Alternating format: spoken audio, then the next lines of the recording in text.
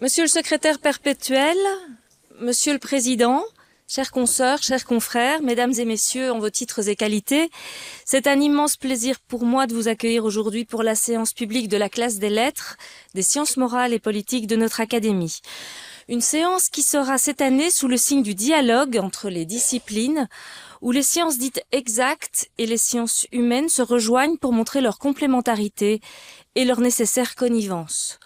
Le temps où les chercheurs en blouse blanche ignoraient leurs collègues en humanité, volontiers caricaturés en rats de bibliothèque chaussés de lunettes peu élégantes, courbés à force d'annoter livres et manuscrits, esquisses picturales et autres coquillages fossilisés, est aujourd'hui révolu. S'il demeure quelques récalcitrants, quelques esprits obtus convaincus de la différence inconciliable entre la science, la vraie, et celles qui se confondraient avec une culture générale jugée somme toute assez superflue, ils sont aujourd'hui dépassés par l'évolution de la recherche qui, notre compagnie en est un bel exemple, a bien compris les enjeux des regards croisés, imposés par la complexité de l'humain et a fortiori de l'univers. On sait depuis longtemps les liens ténus qui unissent désormais la recherche en histoire de l'art et en archéologie avec la chimie ou l'imagerie.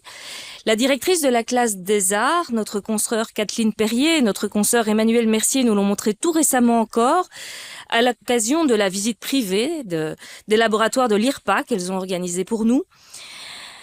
Il y a quelques années seulement, le musée de la médecine, cher Thierry, de l'ULB, organisait un colloque consacré à Balzac et la médecine. Et hier encore, il accueillait notre invité, le professeur Philippe Charlier, pour une conférence au titre éloquent « Fantômes, zombies, vampires et mauvais morts sous le regard du médecin et de l'anthropologue ».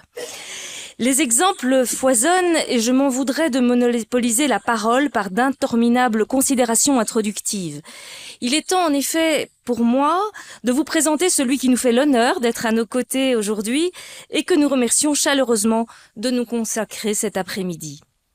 Beaucoup d'entre vous connaissent probablement déjà Philippe Charlier pour l'avoir lu, entendu, regardé dans des émissions de radio, de télévision. Qui d'autre que lui aurait été mieux placé pour nous parler des interactions entre des domaines de recherche que tout, a priori, semble éloigner. Son parcours intellectuel est exemplaire. Passionné d'archéologie dès son adolescence, il doit pourtant s'inscrire en faculté de médecine pour répondre aux souhaits de ses parents, mais qu'à cela ne tienne, il suivra en parallèle des cours d'histoire de l'art et d'archéologie à l'Institut Michelet. L'été, il participe à des programmes de fouilles et je me suis laissé dire que c'est à cette occasion qu'il aurait rencontré notre secrétaire perpétuel, impressionné par la détermination et la passion du jeune homme. 2 fois docteur donc en médecine et en archéologie, il embrasse la carrière d'enseignant tout en poursuivant ses recherches en médecine légale.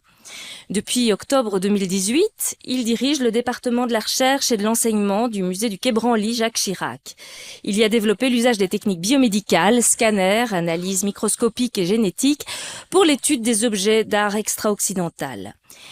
Cette fascination pour le passé et les énigmes associées à son expertise médicale et ses connaissances des nouvelles technologies l'ont conduit à autopsier de près la tête présumée d'Henri IV, voici, ou plus récemment à scruter les prétendues reliques avérées ou supposées de Saint-Louis, de Marie-Madeleine, dont il révèle le portrait peut-être imaginaire, vous le dites, c'est peut-être pas elle, mais en tout cas, vous avez réussi à reformater cette image, ou de Jeanne d'Arc, et plus récemment à scruter les masques mortuaires de Napoléon, à fouiller la demeure de l'empereur à Sainte-Hélène.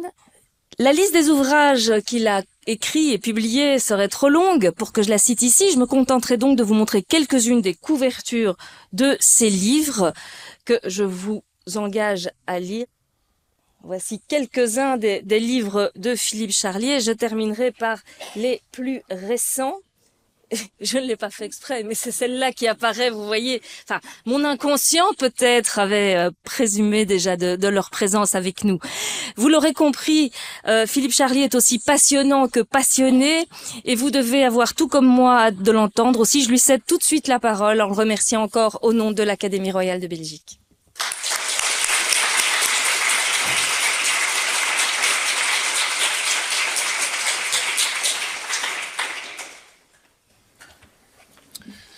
Monsieur le secrétaire perpétuel, Monsieur le Président, Madame la directrice, chers amis, chers collègues, c'est un plaisir évidemment inouï d'être devant vous aujourd'hui et de pouvoir vous présenter ces travaux qui sont issus d'une longue collaboration entre certains de vous, bien entendu, fruit également d'une amitié qui dure depuis très longtemps et qui est bien loin de s'éteindre, et puis voilà, nourri aussi d'une curiosité sans faille pour tous ces patients du passé, tous ces individus qui nous ont précédés et qui pour nous, vous voyez encore d'autres fantômes que vous avez sollicités, chère directrice, plein de patients qui nous ont précédés, et je les appelle des patients parce que vous pourriez les appeler des personnages historiques, vous pourriez les appeler également des personnages célèbres ou autres. Pour moi, ce sont des patients à partir du moment où ils sont passés dans les mains d'un médecin. Alors, les sciences biomédicales au service de l'histoire, je vais d'abord commencer par vous faire travailler un tout petit peu. Voici certains des patients qui sont passés dans le laboratoire dont j'ai la chance d'assurer la direction actuellement à Paris-Saclay. Est-ce que vous en reconnaissez quelques-uns ? Donc vous reconnaissez peut-être Louis XVI à droite, peut-être Agnès Sorel en bas à droite, Descartes à côté d'elle, Diane de Poitiers mais un an avant sa mort, donc pas à l'acmé de sa beauté, Jeanne d'Arc juste à côté d'elle, Robespierre juste au-dessus, vous le voyez ? Richard Cœur de Lion. Ensuite, à droite de Richard et de Robespierre, c'est Galilée, et ensuite notre cher Henri IV, dont vous avez parlé, Madame la directrice. Alors je dois être un mauvais médecin, parce que moi, tous mes patients sont morts. Et je n'ai pas pu malheureusement changer ceci, ça tient peut-être à la discipline et à la spécialité, mais c'est vrai que je suis un médecin légiste qui travaille en équipe, j'insiste vraiment sur ce caractère global et en équipe, sur tous ces personnages de l'histoire, et je vous propose de brosser ensemble une sorte de grande galerie de patients qui courraient de 3, et quelques millions avant nous jusqu'à des patients assez récents, en 1945, un patient qui a marqué l'histoire et pas d'une belle façon, vous allez voir. Premier patient qui nous intéresse, c'est Lucie. Vous savez que Lucie a été retrouvée dans les années 70 par Yves Coppens et d'autres chercheurs. On a d'ailleurs inauguré il y a peu de temps un square Yves Coppens en mémoire de l'un de mes maîtres qui a fait beaucoup pour mon parcours universitaire. Et le squelette a été retrouvé dispersé sur une centaine de mètres à peu près, donc il en manque des bouts assez importants. Et dès le départ, on s'est posé la question de ce qu'il y avait un ou plusieurs individus. Maintenant, il y a un consensus sur le fait qu'il n'y a qu'un seul individu. Et puis récemment, il y a peut-être une dizaine d'années à peu près, un rhumatologue, ce n'est pas Thierry Appelbaum, a publié un article retentissant disant que Lucie s'était cassé la figure d'un arbre haut et que, en tombant au sol, elle s'était fragmentée et fracturé les 4 membres, les bras, les avant-bras, les jambes et les cuisses, et que c'était la cause de son décès.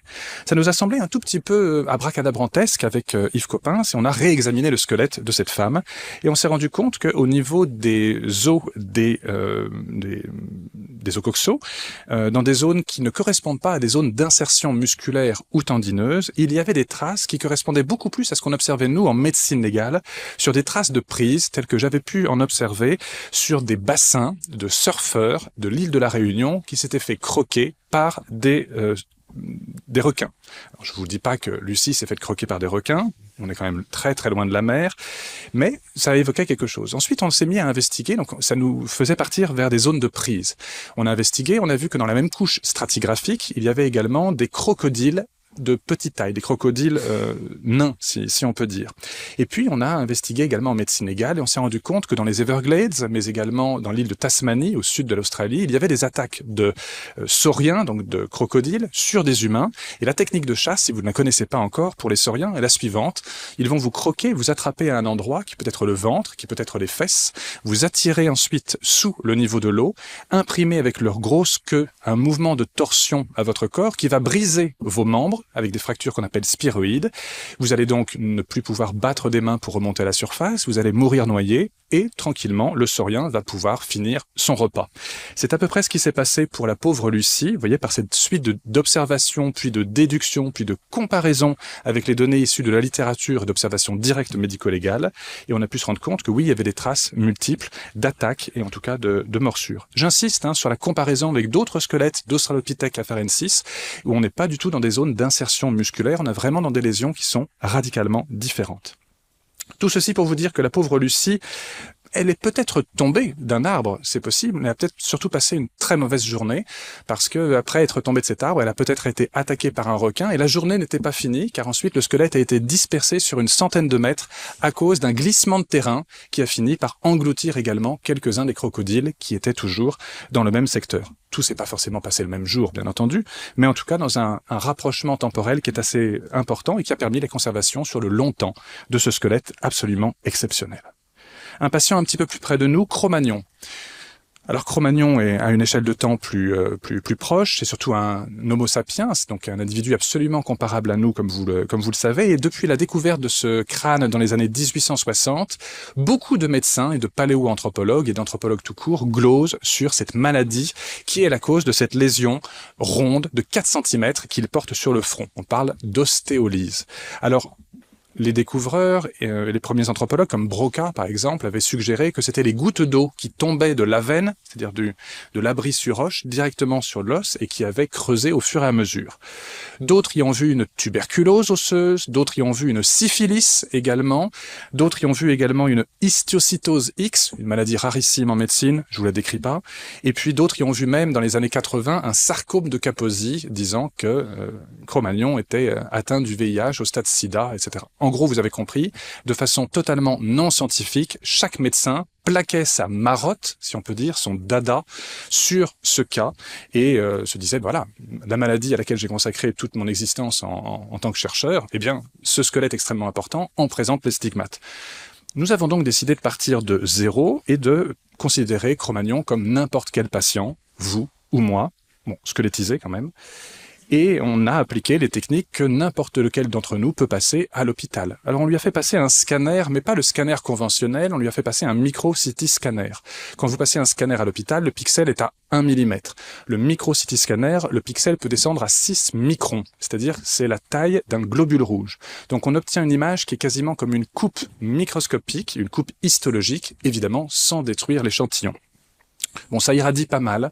L'ADN est encore plus fragmenté. Ça peut gêner un tout petit peu les dosages de carbone 14 ultérieurs. Donc, c'est un examen qu'on pratique pas non plus de façon permanente. Et puis, il est passablement coûteux. Et là, on s'est rendu compte que les bords de la lésion ne présentaient pas de petits dépôts de calcite ou autre chose, qu'il n'y avait pas non plus de réaction inflammatoire de l'os au contact. Donc, c'est un phénomène qui est très lent, progressif. Et puis, ça détruit complètement la théorie de cette calcite qui se serait déposée au fur et à mesure sur l'os avec ce creusement par les gouttes d'eau tombant du plafond. Et puis on a fait une autre découverte également, on s'est rendu compte que les conduits auditifs internes, la partie de l'oreille interne pour vous, étaient complètement asymétriques. Ça c'était totalement inconnu car jamais un tel examen n'avait été pratiqué pour cet individu. En mélangeant toutes ces différentes données anatomiques et pathologiques et en comparant toujours avec des collections anatomiques présentes dans des musées français, notamment à Amiens, il y a une collection qui a été achetée par le CHU d'Amiens avec une centaine de crânes d'individus récupérés, évidemment, après leur décès, mais ces individus avaient été suivis par les praticiens de l'hôpital. Donc on avait un sexe, un âge au décès, on avait une profession, si on peut dire, et puis tout le dossier médical de l'individu. Et on s'est rendu compte que ça correspondait à une pathologie bien particulière, tout ceci, et la lésion correspondait également, ce qu'on appelle la neurofibromatose de type 1, la maladie de Recklinghausen. Et cette lésion nodulaire, eh bien, on l'a figurée dans cette reconstruction du visage de l'individu de Cro-Magnon. Et puis on l'a doublé, donc c'est une petite tumeur bénigne en l'occurrence, qu'on appelle un neurofibrome. Alors là, je dirais pas que c'est une petite tumeur bénigne, c'est une grosse tumeur bénigne, parce qu'elle a quand même fini par faire une érosion de 4 cm de diamètre, mais il faut bien imaginer qu'il en avait un peu partout à la surface du corps et un peu en profondeur aussi. Et puis on a voulu rompre complètement avec cette dichotomie entre Néandertal qui est sauvage et Cro-Magnon qui est policé. Donc c'est toute l'opposition entre un costume-cravate, excusez-moi pour ce langage vernaculaire, un costume-cravate et un hipster qu'on pourrait croiser par exemple dans le tramway. C'est vraiment une vision qui est dichotomique et artificielle. Donc on a voulu rompre avec ça en présentant un individu d'abord métis, comme vous le voyez, car on n'a absolument aucune donnée sur la véritable couleur de peau de ces individus, des cheveux un peu collés par paquet de 10, comme on dit, et puis ces lésions pathologiques en effet. Donc voyez-y une prudence, tout simplement. Pour nous, et c'est quelque chose que je répète assez souvent à mes étudiants, le meilleur médecin légiste n'est pas le plus précis, mais c'est le plus prudent. Et c'est ce qu'on a essayé de montrer dans cette publication. Ensuite, Madame la directrice, vous avez parlé de Marie-Madeleine. Vous avez entièrement raison, je rajouterai des guillemets, vraiment, et beaucoup de guillemets. Il existe une légende qu'il faut que je vous raconte très très vite avant de commencer, c'est que Jacques de Voragine, dans la légende dorée, raconte que au début des persécutions contre les premiers chrétiens, eh bien une barque va quitter la Terre Sainte, et sur cette barque, il y a Marie, Marie-Salomé, Marie-Jacobée, Marie-Sarah, Marie-Madeleine, Maximin, Lazare, Marthe, et j'en oublie peut-être quelques-uns. La barque va aller à Chypre, puis en Crète, je ne sais pas si elle va à Itanos, certainement, joli port de pêche. Ensuite, elle va aller à Malte, ensuite elle va remonter par Sardaigne, Sicile, Corse, puis, donc elle fait une petite boucle, vous avez compris, et ensuite elle aboutit aux Saintes Maries de la Mer, dans le delta du Rhône, en Provence. Et là, tout le monde va se disperser. Bon, je vous fais pas l'inventaire, mais sachez que Marie-Madeleine, elle, va aller expier son ancienne vie pendant 33 ans dans une grotte, dans le massif de la Sainte-Baume, et elle ressort de sa grotte quand elle sent la mort approcher, et là, elle retrouve miraculeusement Maximin, qui entre-temps a été promu évêque de Aix-en-Provence. J'espère que vous suivez bien. Et elle meurt dans ses bras, très chastement, et il va l'enterrer dans un petit monument funéraire abandonné. Ça va faire Fleurès, devenir une chapelle, puis une église, puis une basilique, et maintenant c'est le 3e lieu saint le plus important de la chrétienté. Le premier c'est Saint-Sépulcre, le 2e c'est Saint-Pierre de Rome, et le 3e, officiellement, depuis une liste médiévale, c'est la basilique de Saint-Maximin la Sainte-Baume, ce qui implique quand même une importance extrême pour les reliques que vous voyez ici. Alors ce n'est pas qu'un crâne en l'occurrence et une mandibule, il y a aussi des fragments organiques qui sont présents, et notamment ces 2 petits bouts de peau qui étaient adhérents au niveau du front et qui correspondent à l'empreinte des doigts, de la pulpe plutôt des doigts du Christ, lorsque, à la Pâque, le Christ sort du tombeau, Marie-Madeleine s'accroche à son vêtement, il la repousse gentiment avec 2 doigts, et ce qui est touché par le Christ à ce moment-là ne peut pas se décomposer, ce qui explique également que les cheveux avec lesquels Marie-Madeleine a essuyé les pieds du Christ quelques heures plus tard, se sont de la même façon conservés, et vous les verrez un tout petit peu après. Et donc la demande de l'évêché de Fréjus-Toulon était de reconstituer le visage de cette femme, dont nous avons un magnifique reliquaire contemporain de Napoléon III et Eugénie, et il lui manque une partie évidemment la plus importante, c'est le visage, et celui-ci est manquant. Donc on arrive, fin de journée, on se fait ouvrir la crypte, on se fait ouvrir les grilles, et là on demande à se faire ouvrir le reliquaire. Et l'évêché nous dit « Ah non, on n'ouvre pas ». Bon, c'est compliqué. C'est comme faire une autopsie à travers une housse, c'est difficile quand même. Et donc du coup, eh bien, nous avons dû ruser de façon honnête, bien entendu, et donc nous avons fait ce qu'on appelle un relevé photogrammétrique. On a quelque chose qu'une grande partie d'entre vous connaissent, c'est un relevé photographique en ultra haute définition, 400 photos, et à chacune étant un tout petit peu décalée de 1 degré. D'autant plus qu'on avait un méchant reflet sur le globe de cristal que vous voyez ici qui nous a beaucoup embêtés. Au total, on a quand même tout injecté dans un ordinateur qui nous a permis d'avoir un double en 3 dimensions, donc une photogrammétrie, et le degré de définition est pour nous extrêmement précis. C'est à partir de ça et à partir des données anthropologiques d'un précédent examen réalisé dans les années 70 qui ont montré que c'était un crâne de morphologie féminine, mais là je me méfie parce que le diagnostic du sexe sur un crâne, c'est vraiment pas bon du tout. Pour nous, le diagnostic du sexe, c'est le bassin, rien que le bassin, seulement le bassin, ou éventuellement la génétique. Donc, le sexe, prenez-le avec des pincettes, si je peux me permettre. Et donc la mèche de cheveux que nous avons pu examiner, c'est celle-ci. Donc c'est une mèche de cheveux qui est tombée depuis le 19e siècle, comme les 2 petits fragments de peau qui anciennement étaient adhérents, et il faut se méfier de la couleur des cheveux. C'est comme vous, vos couleurs de cheveux, ma couleur de cheveux, c'est pas forcément la couleur naturelle. Et là, en l'occurrence, c'est toute la fumée des bâtonnets d'encens, enfin des spirales d'encens ou des encensoirs, pardon, je suis dans une atmosphère bouddhiste là. C'est tous les encensoirs, mais également la fumée de toutes les bougies, plus la poussière qui sont déposées pendant des siècles, qui ont fini par faire cette teinte post-mortem beaucoup plus sombre que n'est la couleur naturelle de ses cheveux. Et pour la connaître, eh bien, nous avons fait un examen médico-légal très classique. Nous avons examiné entre l'âme et la mêle un de ses cheveux, et c'est la concentration et la disposition des grains de mélanine à l'intérieur de ses cheveux qui nous a permis de déterminer la couleur naturelle de ceux-là. C'est vraiment extrêmement classique, c'est ce qu'on fait tous les jours en médecine légale. On s'est rendu compte également que ces cheveux, eh bien, il y avait des petits dépôts de surface, et nous, en archéologie, je pense que vous n'en démordrez pas, mais en médecine légale et en paléoanthropologie, c'est encore plus vrai. Plus c'est sale, plus c'est intéressant. Parce que c'est toute l'histoire de l'objet, tout son parcours depuis sa création, et parfois même avant même la fin de sa constitution, jusqu'à nous, qui est visible et interprétable et analysable par toutes ces petites saletés. Donc plus c'est sale, plus on est content. Du coup, on est passé à un examen beaucoup plus performant, qui est la microscopie électronique à balayage. On s'est rendu compte que les cheveux de, entre guillemets, Marie-Madeleine avait été coupé avec un instrument, mais mal affûté. Vous voyez que le cheveu est en partie écrasé, puis sectionné. Il y a un petit relief. Et puis, une anatomie du cheveu très classique, que vous voyez et que vous connaissez, avec cet aspect en écailles de poisson, les unes à côté des autres. Et puis, ces dépôts de surface qui sont pour nous extrêmement intéressants. C'est ce qu'on appelle des diatomées.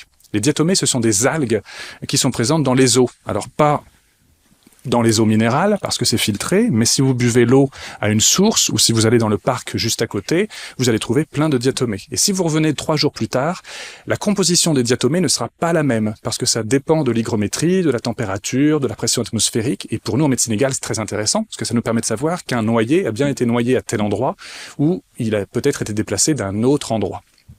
Alors évidemment, on a des diatomées dans les cheveux de Marie-Madeleine, entre guillemets, on est allé prélever dans la grotte pour savoir si on retrouvait le même type de diatomée. En l'occurrence, non, pas du tout. Et pour cause, vous allez comprendre, c'est que ces diatomées sont des diatomées fossiles. Ce sont des diatomées qui n'étaient pas vivantes au moment de la vie de l'individu, mais qui ont plusieurs millions d'années. Ce sont des diatomées qu'on retrouve dans de l'argile, tout simplement. Et donc, c'est posé la question de pourquoi utiliser de l'argile pour ses cheveux.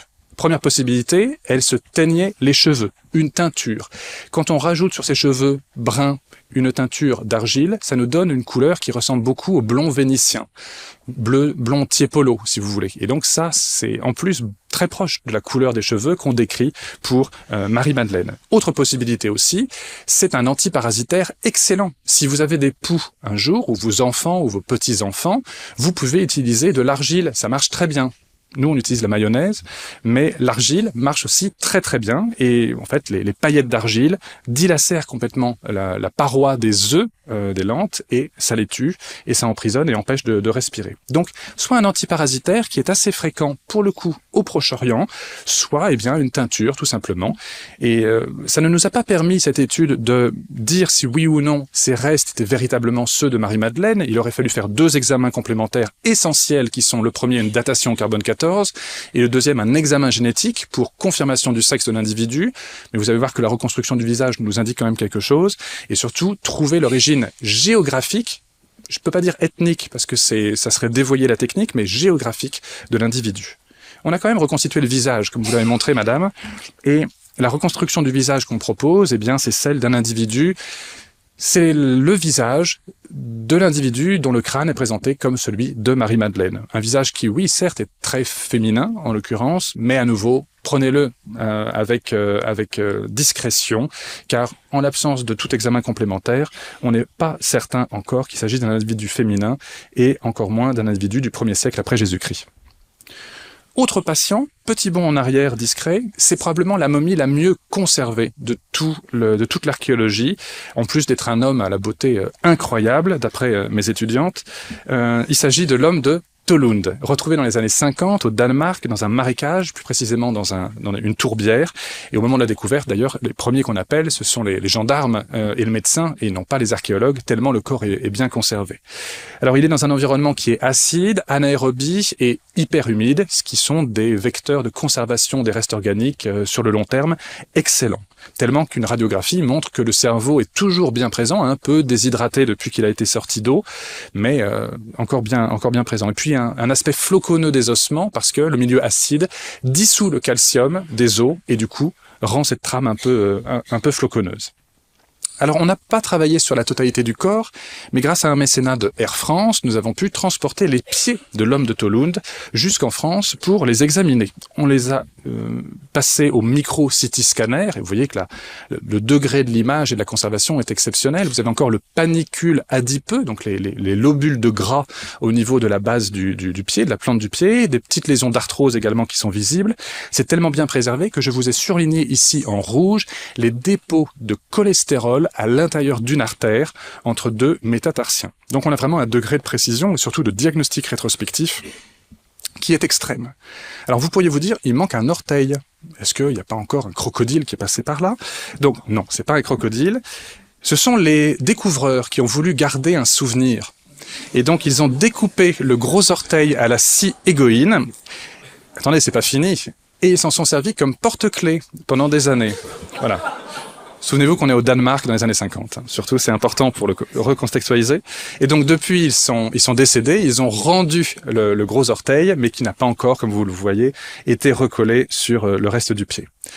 Alors ce pied est tellement important en termes de conservation qu'il nous permet vraiment un diagnostic dermatologique, ce qu'on appelle la paléodermatologie. Vous voyez que les empreintes plantaires sont très bien préservées. On a des traces d'une cicatrice d'une petite lésion traumatique au niveau du pied. Vraisemblablement, il a marché pieds nus à un certain moment et il s'est fait une petite lésion. Mais surtout, ce qui est le plus intéressant pour nous, ce sont ces lésions-là. Je ne sais pas si vous reconnaissez, je ne sais pas si vous êtes déjà allé à la piscine ou si vous peut-être tête blonde ont déjà attrapé ce genre de maladie infectieuse. Ce sont des verrues. Et ce que vous voyez, ce sont les plus vieilles verrues connues de l'humanité. Au moins, vous aurez vu ça aujourd'hui. C'est déjà ça. Alors, ça serait intéressant de voir si entre l'âge du fer et maintenant il y a une micro-évolution du virus responsable de ces verrues.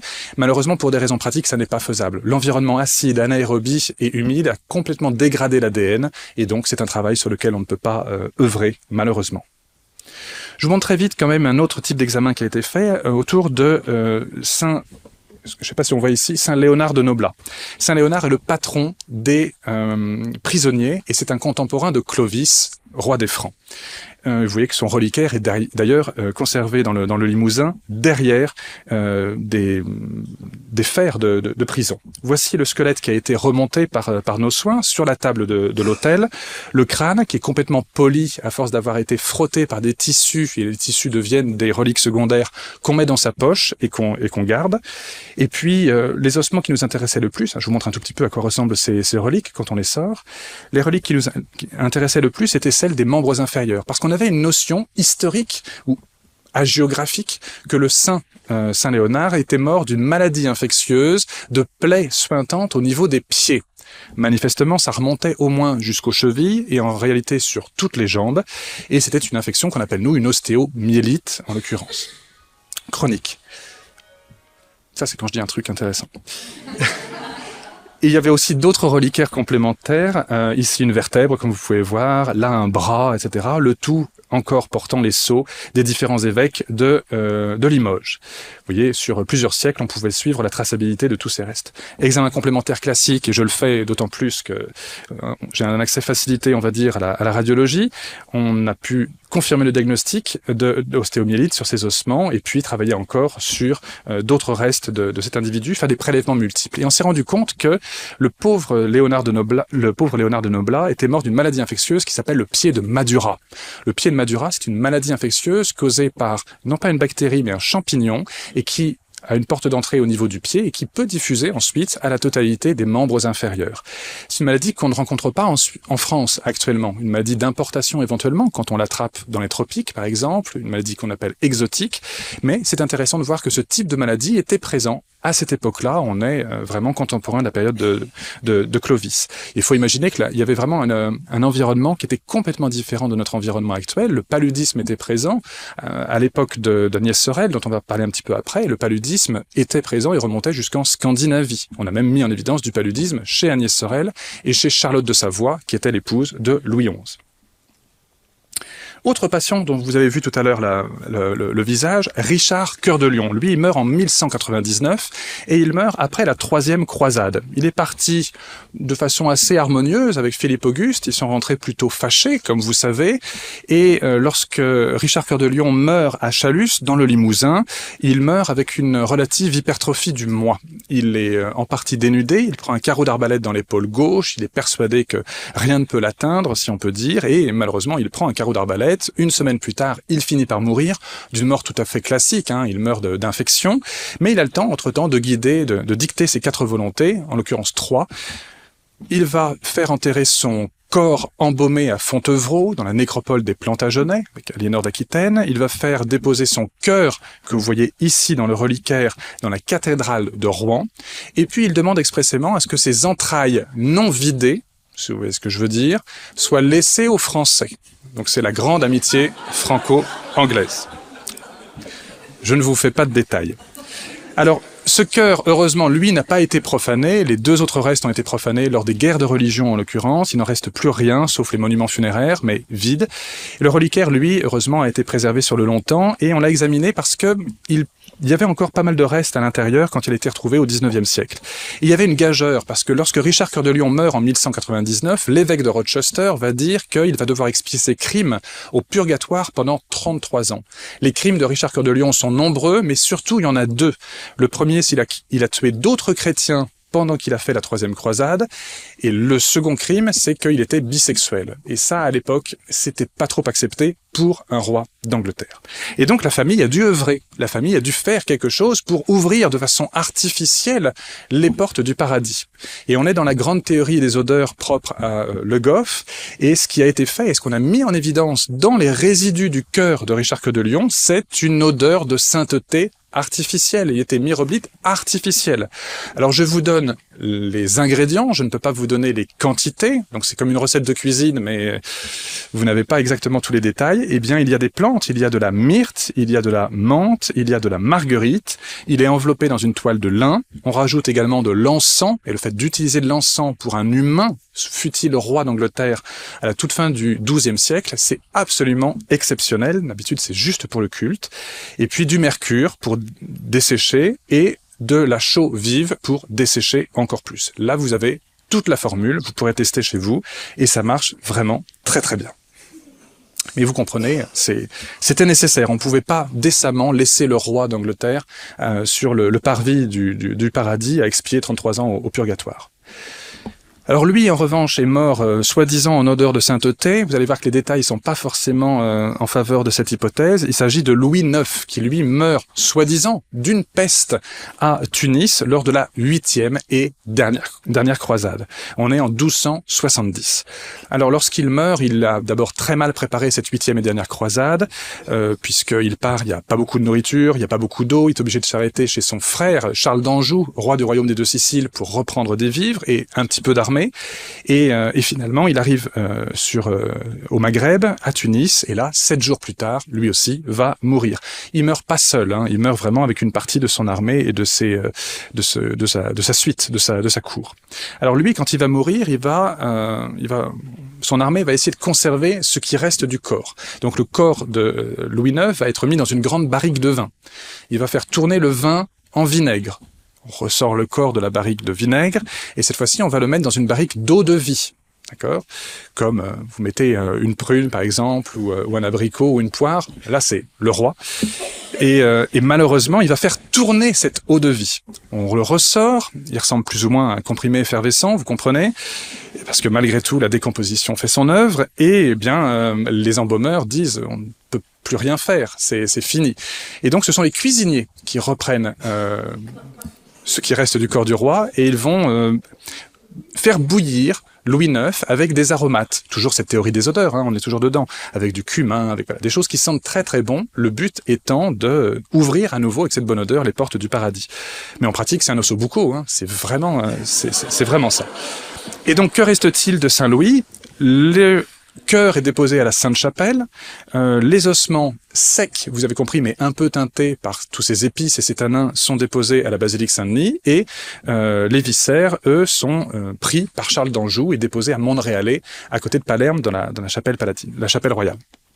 Ils vont rester là jusqu'à la chute des Bourbons. À la chute des Bourbons, les Bourbons prennent les reliques et sous le bras. Et ils vont payer presque leur nuit d'hôtel ou honorer leur hôte de cette façon-là. On va retrouver un peu partout, à Rome, à Gênes, Saint-Louis des Français par exemple.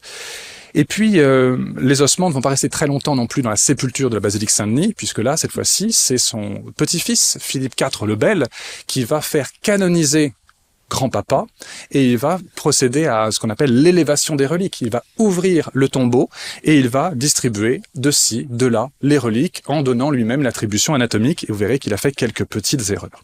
Alors sur quoi nous avons travaillé ? Nous avons travaillé sur des reliques, des viscères de Saint-Louis qui ont fini par aboutir à la cathédrale Saint-Louis de Versailles. Voici le petit reliquaire, et quand on l'ouvre, on a ces 2 fragments et plus quelques poussières, et ça sent incroyablement bon.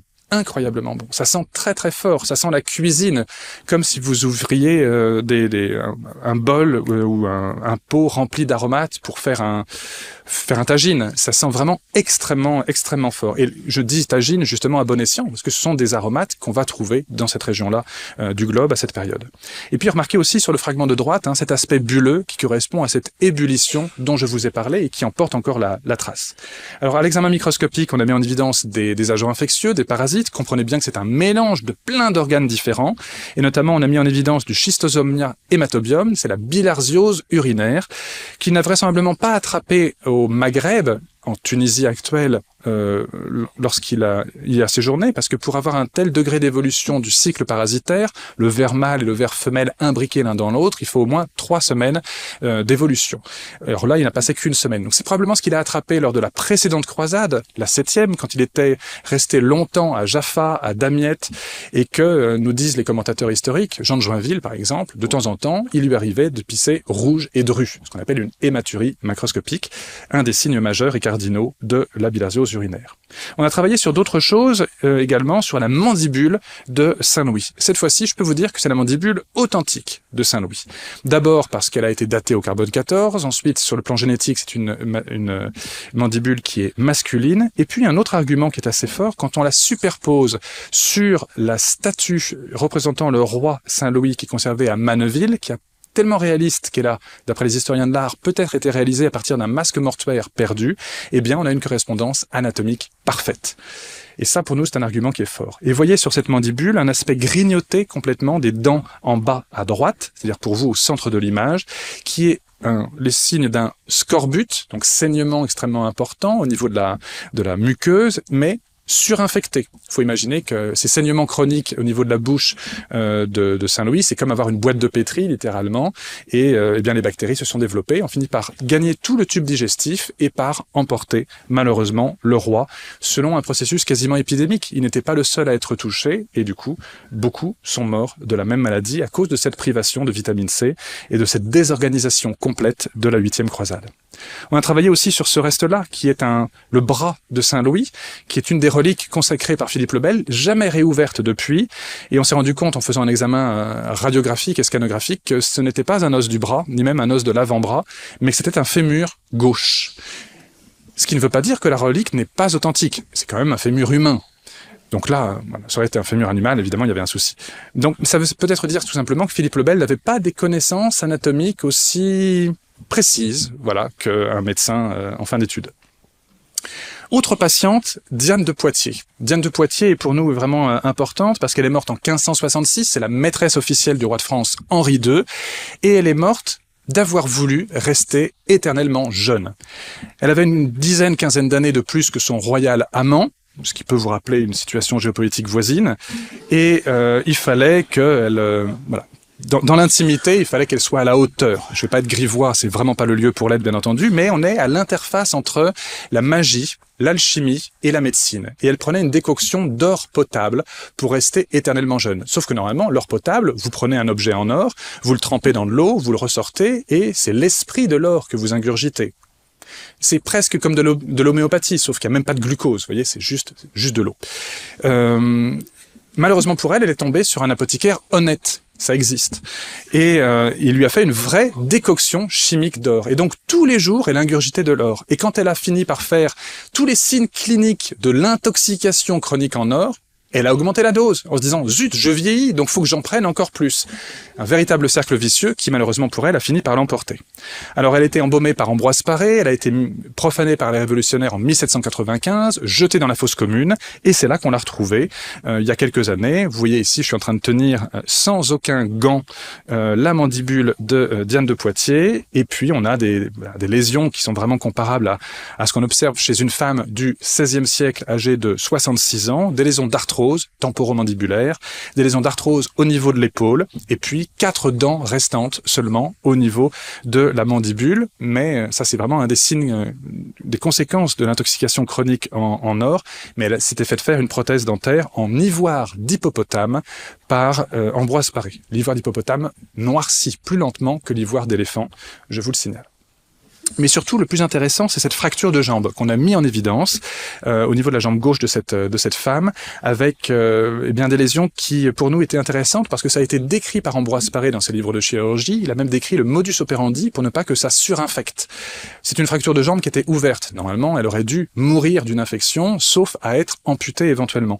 Mais Ambroise Paré étant un chirurgien breton, donc pragmatique, eh bien, il a décrété par l'observation et par son intelligence que la survenue de pus était quelque chose qui était néfaste pour l'individu, à contre-courant complet de la majorité des penseurs médicaux et chirurgiens de l'époque. Et du coup, il faisait des détertions. Il déposait également de la poussière de cuivre pour faciliter la cicatrisation et lutter contre les bactéries. Et donc, c'est comme ça qu'il a obtenu une guérison parfaite de cette jambe. Je dois vous dire que j'étais plus ému d'avoir les ossements de quelqu'un traité par Ambroise Paré plutôt que ce soit les ossements de Diane de Poitiers, pour être honnête. Et donc, voici le scanner de tout ce qui reste de cette femme, et l'examen scanographique a bien confirmé cette fracture en baïonnette au niveau de la jambe, et vous voyez ici la gravure qui représente le modus operandi du traitement par notre cher Ambroise Paré. Ce que je vous montre maintenant est la plus vieille autopsie, ou plutôt dissection, conservée en Occident. Elle appartient à un collectionneur privé de Anvers, et nous avons eu la chance de l'examiner il y a quelques années. C'est une pièce qui sent très très bon, parce qu'elle sent le fumet. C'est pavlovien, parce que quand je l'avais dans mon bureau, je salivais en permanence. C'est vraiment, là on se rend compte vraiment que nous ne sommes que des ventres, en fait. Et ce que vous voyez, c'est l'ouverture des différentes zones anatomiques de ce praticien du XIIIe siècle, c'est la datation au carbone 14, XIIIe siècle, qui a examiné ces différents sites anatomiques, les muscles orbito-oculomoteurs, la loge thyroïdienne, et puis le cerveau. Ce que vous voyez ici à l'intérieur du cerveau, c'est la dure mère qui est complètement recroquevillée, mais le cerveau n'y est plus. Mais la surprise qu'on a eue, c'est en réalisant un examen radiographique, on s'est rendu compte qu'il y avait une injection de produits de contraste. Alors, je vais pas vous dire que l'artériographie ou le scanner avec iode ont été inventés au XIIIe siècle, non. Mais ça veut simplement dire que la seringue, en revanche, avait déjà été inventée au XIIIe siècle, et le but était d'injecter ce produit pour rendre visible en rouge, vous allez voir, les artères, mais également faciliter aussi par l'intérieur la conservation de cette pièce anatomique. Fumage extérieur, embaumement interne par un mélange de mercure, d'huile, de cire et de noir qu'on appelle du carbone amorphe ou de la terre de Cassel, et tout ceci a permis la conservation sur le long terme. Vous voyez ici les artères qui apparaissent en rouge de façon extrêmement intense et qui du coup sont visibles et descriptibles par le praticien. Puis l'ADN nous a permis de montrer que c'était un homme originaire de l'Europe du Nord qui avait été disséqué. Charge ensuite maintenant à nous d'essayer de voir dans les traités de chirurgie lequel s'intéressait particulièrement à ces zones anatomiques. Peut-être Guillaume de Salissay qui lui a particulièrement décrit les 3 zones anatomiques qu'on vient de décrire. Un patient que vous connaissez peut-être mieux, Descartes, René Descartes. Alors lui, de son cerveau, il ne reste pas grand-chose, mais il reste en revanche son crâne. Vous savez qu'il est mort en 1650 à Stockholm. Il donnait des cours de philosophie jusque très tard à la reine Christine de Suède. Certains ont parlé de philosophie dans le boudoir, si vous voyez ce que je veux dire. Et il a fini par attraper froid. Il est donc ensuite décédé de pneumonie, une cause de mort totalement naturelle, enterré dans le carré catholique. Souvenez-vous qu'à l'époque, c'est protestant. Et c'est toujours, enfin, entre-temps, il y a eu un épisode catholique par Christine. Et les restes ne sont arrivés en France que bien des années plus tard, au XVIIIe siècle. Entre-temps, il y a des bouts qui avaient disparu, notamment le crâne, et celui-ci trône maintenant dans les galeries du Muséum national d'histoire naturelle, au Musée de l'Homme à Paris, arrivé en colis postal dans les années 1850. Alors ce crâne, je vous le montre parce qu'il est vraiment très très beau, et puis surtout, je ne sais pas si vous avez l'habitude de faire un ex-libris dans vos livres, mais là on a l'équivalent sur le crâne. Tous les différents propriétaires ont marqué leur nom et les circonstances dans lesquelles ils ont acquis ce crâne. Donc en termes de traçabilité, c'est plutôt pas mal pour nous. Le travail est un peu mâché, entre guillemets. Donc je vous le montre, il est très beau, tout petit, pas un gros volume. Et évidemment, on lui a fait passer un examen scanographique qui a mis en évidence une petite lésion tumorale, bénigne, au niveau des sinus, qui est peut-être à mettre en rapport avec des céphalées, des douleurs qu'il avait derrière l'orbite. Mais surtout, ce qui est le plus intéressant, c'était la reconstruction du cerveau qu'on a pu faire pour lui. Alors pour ce faire, on a d'abord testé la méthode sur d'autres individus. Le cerveau que vous voyez ici reconstitué n'est pas le cerveau de Descartes, c'est le cerveau de Henri IV. C'est pas forcément l'organe qu'il a le plus utilisé, mais c'est l'organe sur lequel on a testé cette méthode.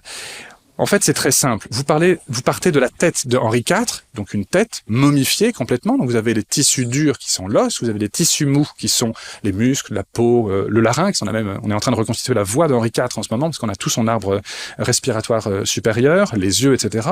Mais tout ça, on exclut pour l'instant. Et on ne reste que sur le crâne. Et vous voyez, ce qui reste du cerveau, c'est cette petite lame qui fait 2 cm dans le fond du crâne. C'est à droite de l'image de gauche, c'est tout petit. Mais en fait, tout l'air qui est à l'intérieur du crâne correspond à ce cerveau qui a laissé sa trace étant lui-même un organe pulsatile. Et donc, cette empreinte endocrânienne correspond au cerveau lui-même. Eh bien, on a fait ça pour Descartes, le but n'étant évidemment pas de faire de la phrénologie, le but étant de faire de la neuroanatomie, c'est-à-dire d'écrire les structures anatomiques vasculaires, les structures également corticales, les aires corticales comme on les appelle. Alors voici le cerveau de Descartes, reconstitué sur le dessus, sur le devant, à gauche, à droite, sur le derrière. On s'est rendu compte que le volume était plutôt dans la moyenne basse, voire très basse, aux alentours de 1540 cm3, ce qui montre que c'est plus la densité neuronale que le véritable volume crânien qui est important. Et puis, surtout, on s'est rendu compte, on a fait une sorte d'analyse et de comparaison avec d'autres cerveaux d'individus morts au même âge, dans la même région et dans le même siècle. Il y avait une petite asymétrie gauche-droite qui est assez fréquemment retrouvée chez les droitiers, ça tombe bien, il l'était.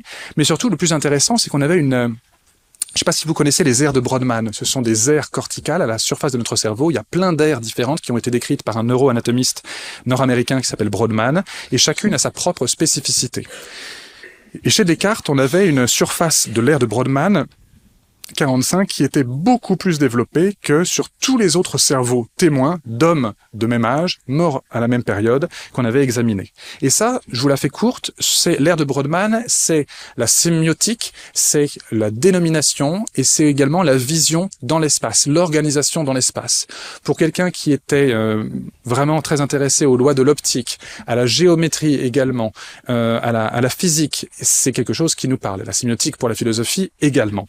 Et puis, dernière chose aussi, c'est une aire qui est particulièrement développée pour la musique. Là, pour le coup, ça collait un petit peu moins bien avec Descartes. Et puis, on s'est rendu compte, en fouillant avec des cartésiens, donc vraiment des adeptes et spécialistes de Descartes, que Descartes avait publié post-mortem, un traité de musique, le Compendium Musicae, mais il considérait que c'était vraiment un art mineur, et il a décidé de ne pas le faire publier de son vivant, et en effet, en 1650, vous voyez, ce volume a été publié. Donc, l'idée n'était pas de faire l'anatomie et d'essayer de comprendre sur le plan neuroanatomique l'origine du génie. Ça serait un simplisme scientifique dans lequel nous évitons absolument de tomber.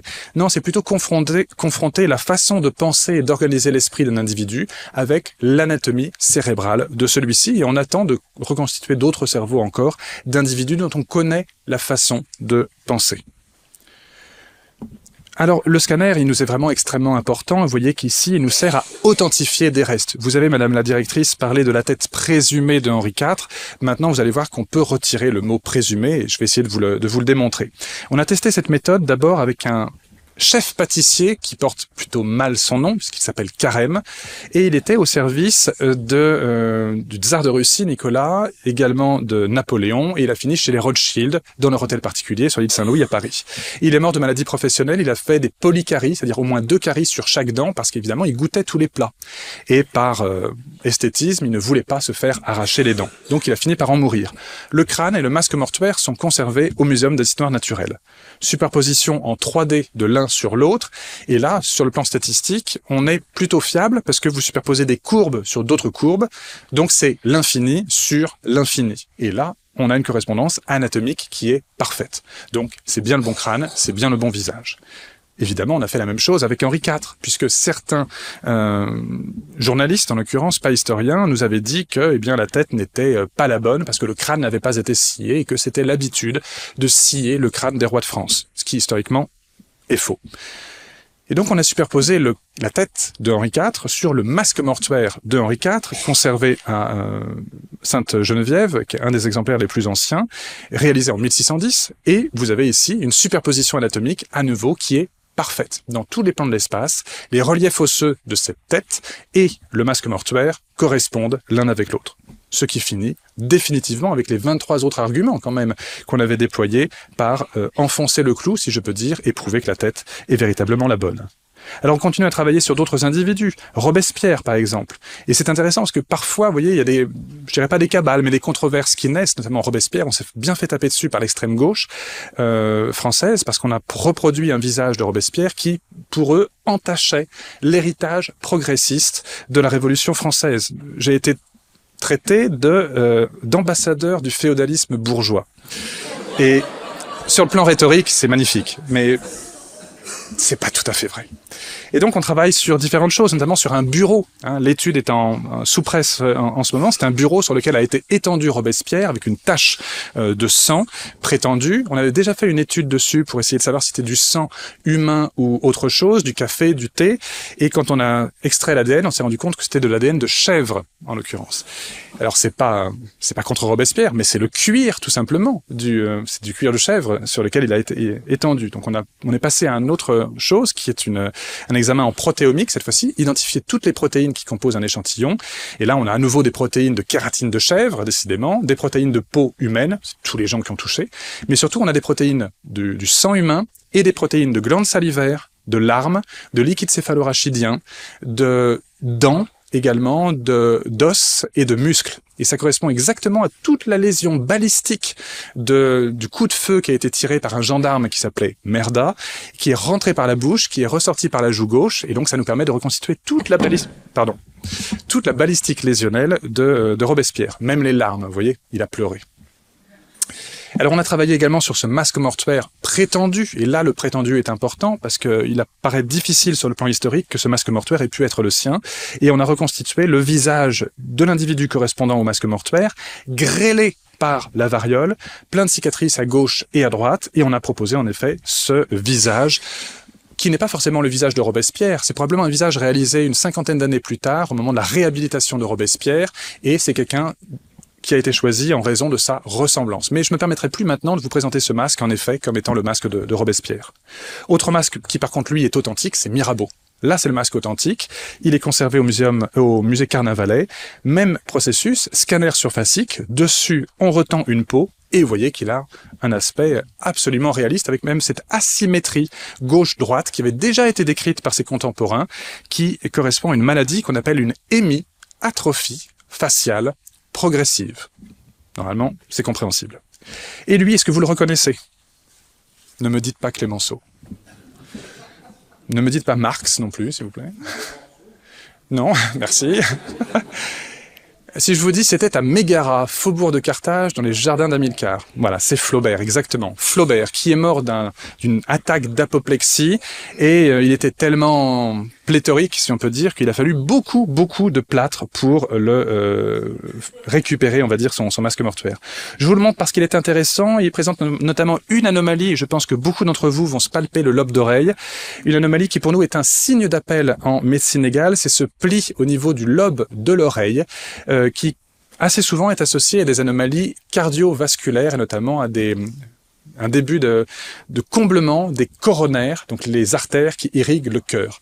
Et quand on voit ça chez des individus vivants ou allongés sur une table, ce qui est plutôt mon cas, donc mort, eh bien on sait qu'on va devoir examiner avec une particulière attention les coronaires de cet individu, et ça n'a pas manqué pour Flaubert en l'occurrence. Son attaque d'apoplexie était visiblement d'origine cardiovasculaire. C'est une anomalie que les historiens connaissent bien, car déjà décrit par un de mes collègues sur les lobes d'oreille de Hadrien, qui lui aussi était insuffisant cardiaque coronarien, de telle sorte que je crois même en archéologie, et je prends Athéna et Didier à partie, je pense que quand on trouve juste une oreille isolée, toute seule, avec juste un pli au niveau de l'oreille, on peut presque affirmer que c'est une oreille d'Hadrien. Voilà.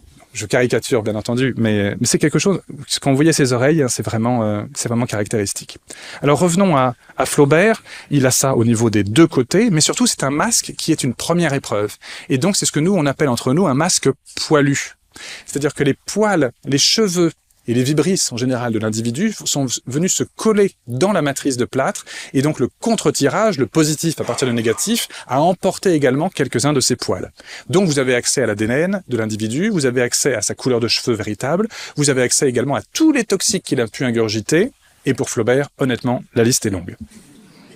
Et vous voyez ces poils qui commencent à apparaître? Vous les voyez bien? Alors évidemment, c'est comme les poils ou les cheveux de Marie-Madeleine, la couleur que vous voyez n'est pas la couleur naturelle. Il faut les examiner entre loupe et lamelle. Et puis, vous voyez que la cloison nasale de Flaubert est complètement déformée. Il s'était cassé la figure un jour, il a dit qu'il avait pris une attaque d'épilepsie, il avait fait une crise convulsive, en fait il a fait bien picolé, pour être honnête. Il s'était cassé la figure dans son escalier, au pavillon de Croisset, et il avait écrit aux frères Jules et Edmond de Goncourt que, malheureusement pour lui, il avait été saisi par l'épilepsie. Donc ses oreilles, ce visage, je vais juste vous montrer les poils qui sont vraiment partout. Il y a des cils, des sourcils, des poils de nez également. Et quand on les regarde, ça ressemble à ça. C'est-à-dire que la partie à gauche n'a pas été nettoyée, elle est encore bien sombre, et la partie à droite a été nettoyée. C'est ce qu'on appelle une canicie, tout simplement. C'est-à-dire des cheveux qui sont tout blancs, il n'y a plus du tout de pigment de mélanine. Et vous voyez ici la différence entre nettoyé au-dessous et non nettoyé au-dessus. Et évidemment, toutes les analyses toxicologiques qui sont en cours en ce moment, mais il y a tellement de choses, on trouve tellement de produits toxiques chez Flaubert. Franchement, au début, on croyait que c'était Jim Morrison, voilà. Mais c'est fou, il faut diluer, en fait. Il y a tellement de choses et en grande quantité qu'on est obligé de diluer. Bref. Je vais très très vite pour tenir mon temps, j'ai encore 3 patients à vous présenter et ensuite je vous laisserai respirer. Des poils et des cheveux, on en trouve aussi dans des endroits auxquels on ne peut pas s'attendre forcément, et notamment dans des sceaux en cire mérovingiens et carolingiens qui sont conservés aux Archives nationales. Une étude qu'on avait faite avec mon amie Marie-Adélaïde Nillen. Vous voyez, on peut en trouver dans des sceaux de Louis le Pieux, et quand on a fait un micro-CT scanner de ce sceau, les volutes que vous voyez qui sont juste derrière le visage de Louis le Pieux sont en fait ses cheveux ou ses poils qui ont été mis pour laisser une trace physique pour qu'une partie du roi soit dans le sceau. On est vraiment là dans quelque chose qui se rattache au personnage de Samson, dans Samson et Dalila bien entendu, et puis c'est autant religieux que magique si on peut dire. Vous en avez ici, quand on joue sur le contraste, et on les voit sur les différentes coupes. Je vais même vous les montrer en microscopie. Vous voyez ici les cheveux de Louis le Pieux sur un autre sceau qui, lui, malheureusement, avait été abîmé, mais qui nous permettait d'avoir accès à ses cheveux. On trouve même des cheveux dans Charles le Chauve. Vous voyez, des sceaux de Charles le Chauve. Et je pense que ce sont des poils, voilà. Ou alors, c'était avant qu'il ne perde ses cheveux, évidemment. Alors, vous avez ici, en vue microscopique, on a vraiment une confirmation que ce sont bien des cheveux. Et ce qui est intéressant, c'est d'étudier d'un sceau bien daté, bien entendu, à un autre sceau bien daté, les différents toxiques qui composent ces cheveux. Et voir les intoxications, les expositions à d'éventuels polluants, voire poisons, auxquels ont pu être soumis ces différents personnages historiques. Et puis, parfois, il y a des faux. Parfois, ce ne sont pas des cheveux, mais des fibres textiles ou des fibres végétales qui sont mises à l'intérieur. Parce que quand une abbaye comme Saint-Germain-des-Prés, par exemple, qui était vraiment adepte de faire des faux pour obtenir des justifications de propriété de tel ou tel bois ou servage, eh bien, il n'osait quand même pas utiliser des cheveux d'individus humains.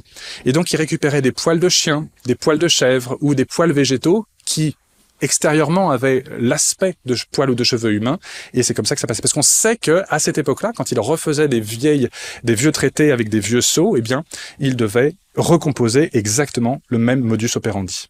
Vous voyez, encore d'autres, ça nous a permis de connaître la véritable couleur de cheveux de Charlemagne, en l'occurrence. Vous voyez, tout ça est englué dans de la cire. Et des cheveux, on en trouve aussi dans autre chose, qui sont les poupées vaudou. Enfin, une petite incartade, si vous voulez bien, dans l'anthropologie. Voici des poupées vaudou que je suis allé collecter. Donc, on est dans le vaudou haïtien, dans le cimetière principal de Port-au-Prince. Imaginez que vous vouliez provoquer l'amour chez quelqu'un qui n'est pas trop enclin à vous aimer. Eh bien, vous allez récupérer ses cheveux, vous allez récupérer un poil de sa barbe, par exemple. Vous allez récupérer un bouton également, ou sa carte de visite, ou un papier sur lequel elle a écrit. Si vous n'arrivez pas à récupérer tout ça, vous allez récupérer un peu de la terre sur laquelle elle a marché, ou gratter les murs de sa maison. J'ai gratté tout à l'heure l'académie, dans cette fin, bien entendu. Où, voilà, vous devez récupérer une petite partie subtile de l'individu et le mettre à l'intérieur d'une de ses poupées et ensuite activer le sort en y plantant des aiguilles et en mettant ça sur un arbre qui pousse sur un tombeau, ce qui signifie que la sève de l'arbre est le sang des morts. Et à ce moment-là, ce sont les morts qui vont agir pour activer le vœu. Vous voyez ici 3 poupées vaudou. Et vous voyez les poils et les cheveux qui sont encore bien attachés au niveau du haut de la tête ou du pubis. Et quand on fait un examen radiographique de ces poupées, eh bien on se rend compte qu'il y a des fermetures éclairs, qu'il y a des agrafes, qu'il y a des boutons, etc. Et je vous confirme, ce sont bien des cheveux humains. Nos travaux portent aussi sur des préparations anatomiques où on peut identifier sur un cancer du larynx l'agent infectieux qui a causé celui-ci et une évolution de cet agent infectieux sur le temps long, ce qu'on appelle une microévolution. Et le dernier patient dont je vais vous parler, qui est évidemment le patient que je déteste le plus, on n'est pas obligé d'aimer ces patients, c'est Hitler. Hitler, je suis allé travailler dessus 2 fois de suite à Moscou. Vous savez qu'il meurt à Berlin en 1945, au mois de mai. Et les circonstances sont pas très précises. On sait qu'il va se marier le matin avec Eva Braun. Ils vont arroser ça avec un petit peu de Porto. Et ensuite, l'après-midi, avec le couple Goebbels et leurs enfants et leurs chiens et un majordome, ils sont les seuls à rester dans le bunker de la chancellerie de Berlin. Et là, il va y avoir une scène de suicide collectif, plus ou moins aidé, tantôt avec du cyanure, tantôt avec des projectiles à balles d'armes à feu. Toujours est-il que le majordome est celui qui survit à ce, je dirais pas massacre, mais à cette fin trop tardive, et il va dans 2 trous d'obus à l'extérieur, déposer dans le premier Eva Hitler et Adolf Hitler, arroser de kérosène, mettre le feu et partir. Et dans le deuxième, il va mettre les époux Goebbels, leur fille, le chien, pareil, du kérosène, ça brûle très très mal, je déconseille, et ensuite il va partir. Quelques jours plus tard, les soviétiques sont les premiers à arriver, et ils vont fouiller immédiatement la chancellerie et essayer de retrouver les restes de Hitler pour être sûr et certain qu'il est mort, et qu'il ne s'est pas enfui. Déjà à l'époque, des théories survivantistes. Et ils vont trouver d'abord les restes de Eva Braun et de Adolf Hitler, mais il va manquer toujours des petits bouts, de telle sorte qu'il y a 2 services successifs qui vont venir récupérer et pratiquer l'autopsie. Un service qui conserve les dents, que vous voyez ici, et un autre service qui concerne le crâne, que vous voyez là. Donc moi, je suis allé dans les 2 services 2 fois de suite. Il y avait un vrai intérêt à réaliser cet examen médico-légal et archéologique. On savait déjà que cette mandibule et ces fragments dentaires et ces fragments également de prothèses existaient, ils avaient déjà été photographiés. On savait également qu'ils correspondaient morphologiquement aux radiographies que vous voyez au-dessus, qui sont conservées aux États-Unis, à Quantico, et qui correspondent aux radiographies faites juste après l'opération Valkyrie, où Hitler se plaignait d'avoir un peu mal à la tête. On peut comprendre. Et du coup, ça nous donne l'état de santé et surtout d'usure et de positionnement des prothèses quasiment 1 an avant sa mort. Donc on savait que morphologiquement ça collait. Mais il nous manquait un élément essentiel, et c'était savoir si les soviétiques n'avaient pas, à l'époque de Khrouchtchev, réalisé un faux historique à partir des radiographies, à partir des données également du chirurgien dentaire, de son assistante dentaire et de tout le dossier récupéré, pour le sortir au bon moment et dire nous sommes les vainqueurs symboliques de la Deuxième Guerre mondiale puisque nous avons ce trophée de chasse que sont les restes de Hitler. Donc il fallait qu'on vérifie si oui ou non c'était un vrai ou un faux. Et le seul moyen c'était d'aller directement sur place. Donc c'est ce qu'on a fait et on est parti avec une loupe binoculaire, avec de quoi faire des prélèvements.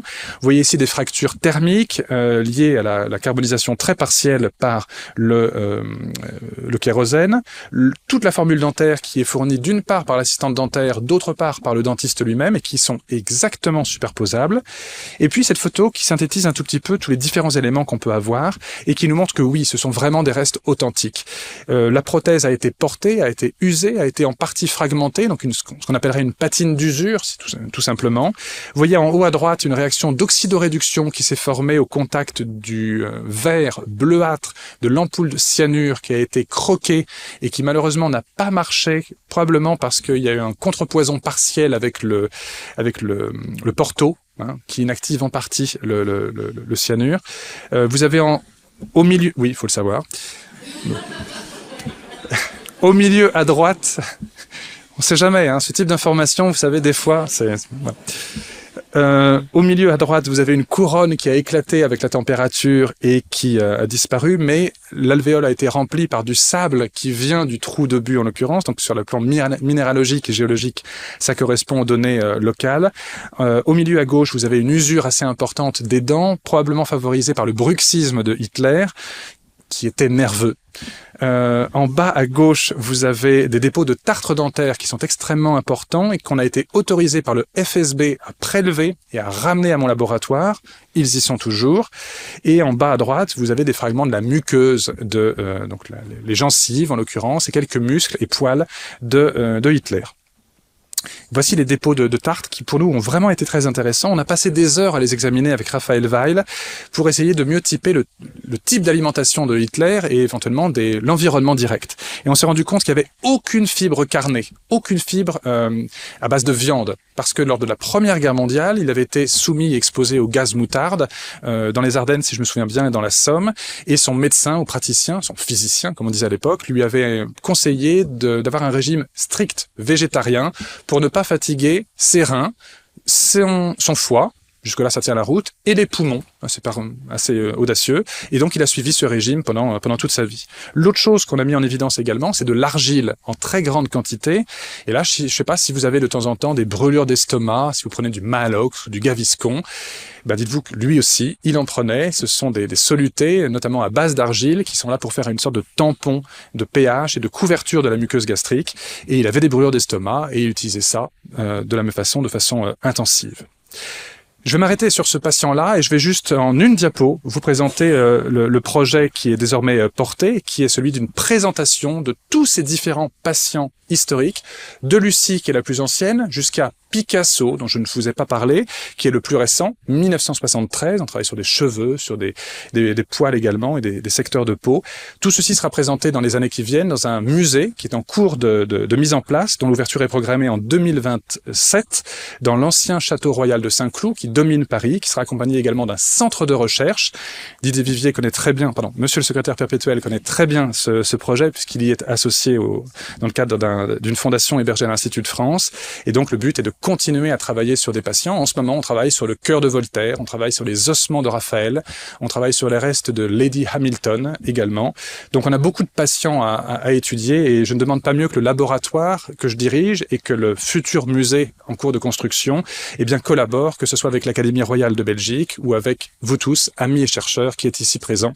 Donc c'est une main tendue, de légiste certes, mais c'est une main tendue malgré tout. Je vous remercie.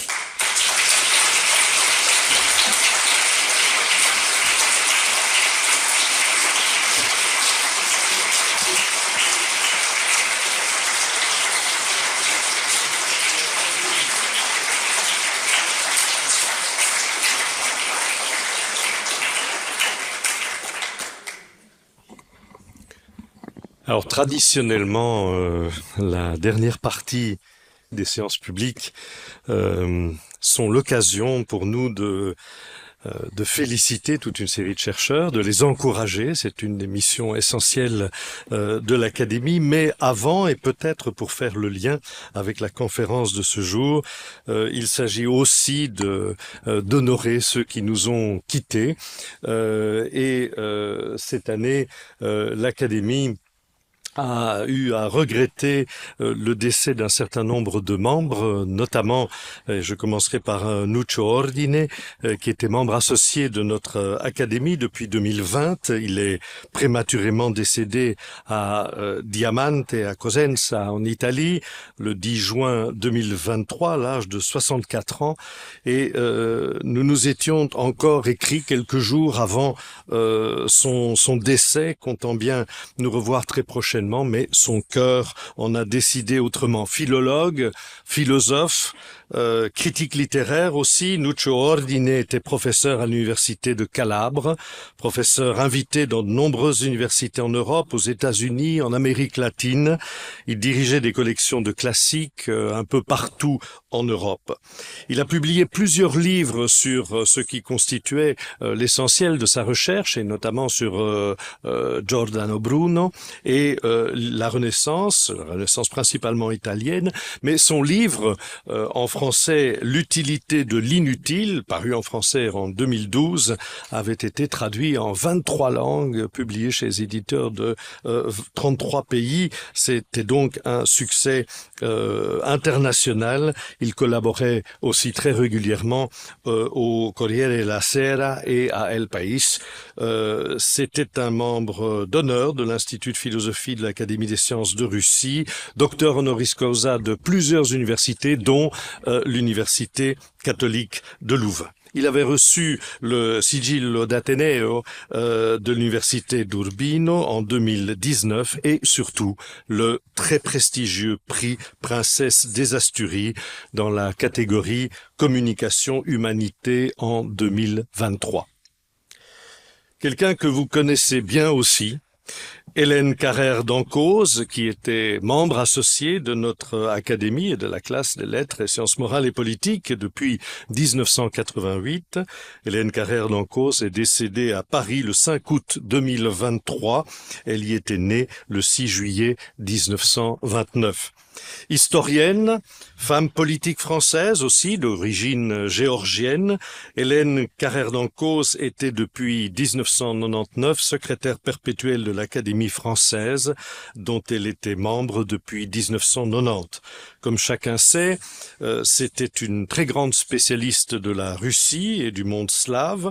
Elle avait été professeure des universités, à l'université Paris 1, puis à l'Institut d'études politiques de Paris. Elle était aussi docteur honoris causa de l'Université de Montréal et de l'Université catholique de Louvain. Elle avait été députée européenne de 1994 à 1999. L'Europe me permet de faire un pont avec un troisième disparu, membre également de la classe des lettres, sciences morales et politiques, Jacques Delors, membre associé depuis 1995, décédé à Paris le 27 décembre 2023 à l'âge de presque 98 ans.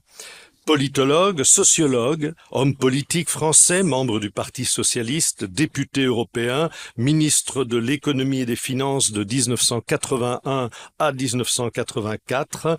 Il devient président de la Commission européenne en 1985, poste qu'il occupera durant 10 ans. Il contribue ainsi à la mise en place de l'euro, de l'acte unique européen, de l'accord de Schengen et du programme Erasmus. C'est dire que c'est l'un des pères essentiels de l'Europe. En 1996, il fonde l'Institut de recherche Notre Europe, devenu Institut Jacques Delors.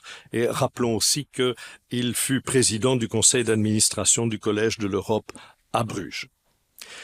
On doit aussi regretter la disparition de deux grands historiens, membres titulaires de la classe des lettres et des sciences morales et politiques. Jean-Marie Duvosquel. Tout d'abord, Jean-Marie Duvosquel, décédé le 18 novembre 2023, était né à Comines-Warneton le 29 janvier 46, historien médiéviste. Jean-Marie Duvosquel a été responsable des activités culturelles du Crédit communal de Belgique durant une vingtaine d'années avant d'enseigner à l'Université libre de Bruxelles. Il a aussi été président de la Commission royale d'histoire, secrétaire trésorier, puis secrétaire de la Commission de la biographie nationale auprès de notre Académie, président du Conseil d'ethnologie de la communauté française de Belgique, président du comité d'histoire pro Civitate et vice-président du comité national belge des sciences historiques et, last but not least, directeur de la revue belge de philologie et d'histoire. Il était membre honoraire de l'Institut grand-ducal, section historique à Luxembourg, Féru d'histoire locale, il a consacré ses recherches tant à Comines-Warneton, lieu de ses racines ancestrales, qu'à Saint-Hubert, sa ville, je dirais, d'adoption. Jean-Marie Duvosquel avait été élu correspondant le 2 décembre 1991, puis membre le 30 mars 1998. Il a aussi été directeur de la classe des lettres et des sciences morales et politiques en 2011-2012. Il a fait don aussi d'un ensemble d'ouvrages, monographies et périodiques qui lui appartenaient, ainsi que de la bibliothèque de son fils Mathieu, décédé trop précocement à la bibliothèque de notre académie. Ce sera donc pour nous une manière de le garder au plus près de nos yeux et certainement de nos cœurs. Il l'a aussi été, et certains d'entre vous le savent probablement, à la base du dépôt du fonds Belfius de la bibliothèque de l'Académie royale de Belgique, c'est-à-dire le fonds de cartes postales qui est certainement le plus riche du pays. Et enfin, un autre immense historien, José Gotovitch. José Gotovitch qui est décédé le 16 février 2024. Il était né à Bruxelles le 12 avril 1940. Historien, mais de l'époque contemporaine. Cette fois, José Gotovitch avait été professeur à l'Université libre de Bruxelles. En 1967, il participe à la création du Centre de recherche et d'études historiques de la Seconde Guerre mondiale. Il va ensuite en prendre la direction en 1989 pour le faire évoluer, ce centre, d'abord en centre d'études et de documentation guerre et société contemporaine, le CGS, et puis en centre d'études guerre et société, le CGSOMA, l'un des instituts fédéraux belges. En 1988, il crée le groupe d'histoire et de sociologie du communisme, devenu le Centre d'histoire et de sociologie des gauches. Ses recherches ont porté essentiellement sur l'histoire de la Seconde Guerre mondiale, bien sûr, plus particulièrement sur l'exode, l'occupation, la collaboration, la résistance, bien sûr la Shoah, et puis sur l'histoire du communisme, tant en Belgique qu'en Europe. Il a aussi joué un rôle prépondérant dans le rapatriement des archives belges conservées à Moscou. C'était, vous le savez, un remarquable historien. José Gotovitch avait été élu correspondant le 5 janvier 2004, membre le 15 mai 2004. Heureusement, j'arrête là cette liste beaucoup trop longue, mais il est important de témoigner notre admiration, notre respect à ceux qui nous ont quittés. Pour essayer de les remplacer, la classe a élu cette année d'une part, Madame Vinciane Després, philosophe et psychologue, spécialisée en anthropologie de l'éthologie, professeure à l'Université de Liège et à l'Université libre de Bruxelles. Également, Laurence Bouquiot, mathématicienne et philosophe, spécialisée en philosophie des sciences, professeur ordinaire à l'Université de Liège. Et puis, Monsieur Tanguy de Wilde d'Estmal, juriste et docteur en sciences politiques, expert en relations internationales, professeur à l'Université catholique de Louvain. Et la dernière que vous avez à votre droite, André Putmans, juriste, spécialiste des interactions entre le droit de la propriété intellectuelle et le droit de la concurrence, professeur ordinaire à l'Université libre de Bruxelles. Pour les membres associés, ont été élus cette année Madame Juliana Ourou Bidada-Nouré, professeur de philosophie à l'Université de New York, et Monsieur Bertrand Gervais, spécialiste de l'informatisation de la culture, professeur à l'Université du Québec. Et puis, je vous le disais, c'est l'occasion, lors des séances publiques, de proclamer les résultats. Et tout d'abord, pour le concours annuel 2024. Depuis, en fait, 1769, c'est-à-dire la création de ce qui a précédé l'Académie royale de Belgique, ou plus exactement impériale et royale de Bruxelles à l'époque, nous organisons un concours, c'est-à-dire que l'Académie pose des questions qui appellent des réponses et des jurys sélectionnent les candidatures. Sur la deuxième question, qui demandait une étude sur les circulations internationales des sciences humaines et sociales au XXe siècle, le prix de la classe a été octroyé à Madame Marie Linos, chercheuse postdoctorale de la Fondation Wiener-Anspach à la faculté d'histoire de l'Université de Oxford pour son mémoire dans la fabrique de l'Encyclopedia of the Social Sciences, circulation transatlantique des savoirs dans l'entre-deux-guerres. Je ne sais pas si Madame Linos est là. En principe, elle devrait être à Oxford. C'est très bien, elle y est, mais nous la félicitons.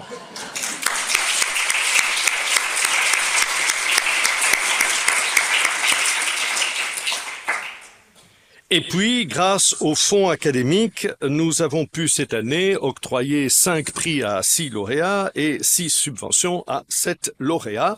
Et tout d'abord, le prix Joseph Ouzio. Joseph Ouzio était né à Celles-les-Dinant en 1901. Il était professeur de français à l'Athénée royal de Rochefort, puis il fut inspecteur de l'enseignement secondaire officiel. Il a publié énormément d'articles sur la pédagogie du français ainsi que des manuels scolaires et il est l'auteur en dialecte de Celles d'une centaine de contes et poésies que je ne vous citerai pas, ne pratiquant pas couramment le dialecte de Celles. Mais ce fonds, un fonds Joseph Ouzio a été créé en 1995 par la classe des lettres grâce à un don de Léo Ouzio, son fils, qui a aussi été secrétaire perpétuel de notre académie en hommage à son père, à la mémoire de son père. Et ce prix est destiné en alternance triennale à l'auteur d'un travail de recherche sur la langue française et à l'auteur soit d'une œuvre littéraire en dialecte, soit d'une étude de dialectologie. Et le prix est décerné cette année à Monsieur Jean-Louis Laurent, philologue, retraité de l'enseignement secondaire, ce qui le rapproche du fondateur de ce prix. L'enseignement secondaire où Monsieur Laurent a exercé des fonctions de professeur de français et de directeur d'établissement. Le prix lui est octroyé pour son dictionnaire du Gaumet d'été Belmont, paru à Liège, grâce à la Société de langue et de littérature wallonne en 2021. Je ne sais pas si Monsieur Laurent est là. Oui, alors je vais inviter la directrice de la classe.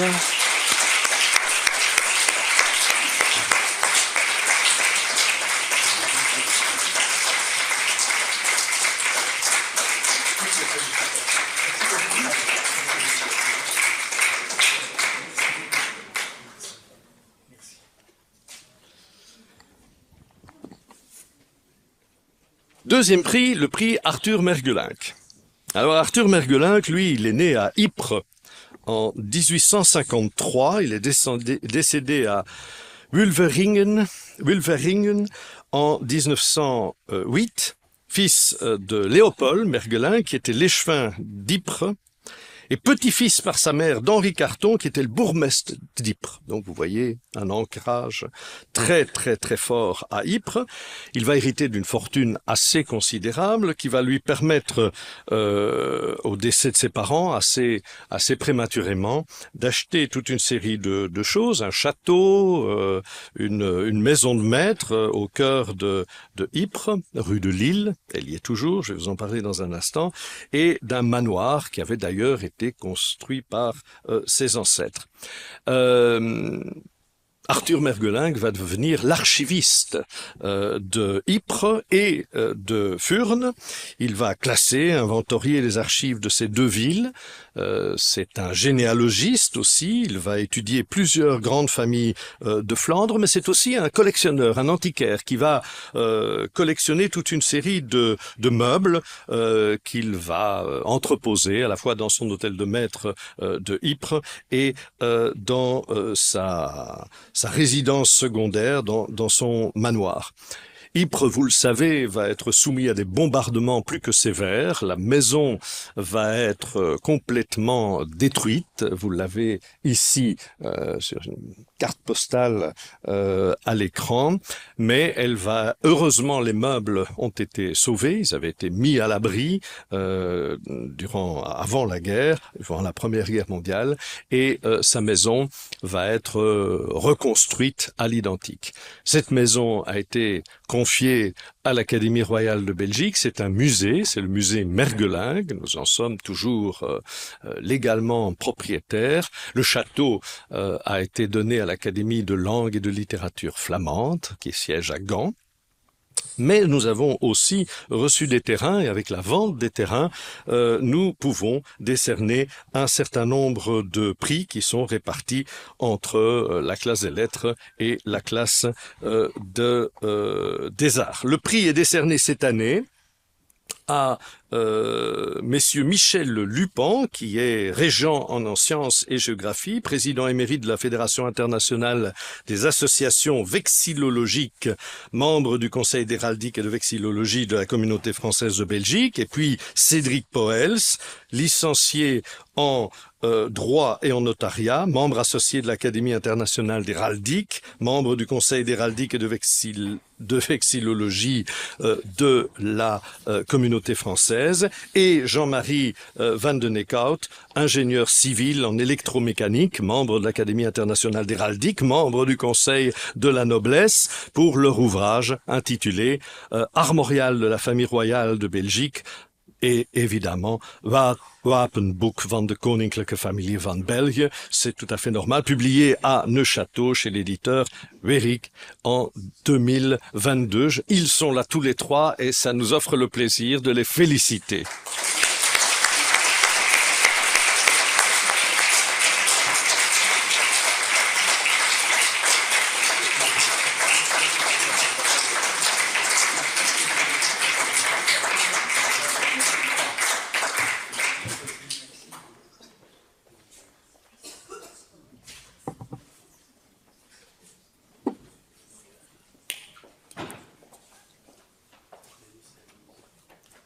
Alors Claude Bacvis était né à Schaerbeek le 24 avril 1910. Il y est décédé le 16 mai 1998. C'est un philologue, professeur à l'Université libre de Bruxelles où il a dirigé l'Institut de philologie et d'histoire orientale et slave. Il a été élu correspondant de la classe des lettres et des sciences morales et politiques en 1979 et il en fut membre à partir de 1991. Claude Bacvis était un spécialiste des littératures polonaises et russes. Et il était aussi un spécialiste de l'histoire de la Pologne et de l'histoire des idées en Pologne et en Russie. Dans son testament, il a légué à l'Académie un patrimoine dont les intérêts devaient servir à favoriser la publication de travaux scientifiques, études ou essais. Ce prix fut créé en 1999 pour répondre aux volontés de Claude Bacvis et pour soutenir des études qui se rapportent à l'histoire culturelle et en particulier à l'histoire des lettres d'une ou de plusieurs nations européennes ayant eu le latin comme langue de culture. Le sujet doit se rattacher donc ici à la période allant du 15e au début du 19e siècle. Et le prix est décerné cette année à monsieur Julien Régibaud, maître de conférences et assistant en histoire moderne à l'Université de Liège, pour son tapuscrit intitulé « Face à l'incertitude du monde, la culture diplomatique de la papauté à l'épreuve du congrès de Westphalie » qui sera à paraître ou qui est à paraître aux presses universitaires de Rennes. Toutes mes félicitations.